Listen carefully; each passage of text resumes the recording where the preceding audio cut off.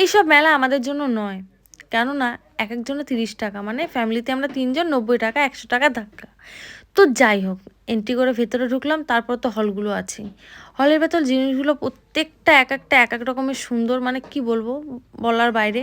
কিন্তু একই জিনিস চোখের সামনে, তবুও যাই হোক মেলা বলে কথা। কিন্তু কোনো রাইড নেই, আমার ছেলে তো বোরিং হয়ে যাচ্ছে। আর মেয়েদেরও যে দুর্বলতার জায়গা, যদি কোনো জায়গায় দেখি ইমিটেশনের দোকান, কানের বলো যাই হোক। তো যাই হোক, একটা কানের আমি দেখেছি, সেম কানের পুজোর সময় আমি একটা মেলা থেকে কিনেছিলাম। তো এখানে দেখো, একটু দামটা জিজ্ঞেস করতে ইচ্ছে করলো। দাম শুনে তো আমার মাথায় হাত, 150 টাকা বলছে।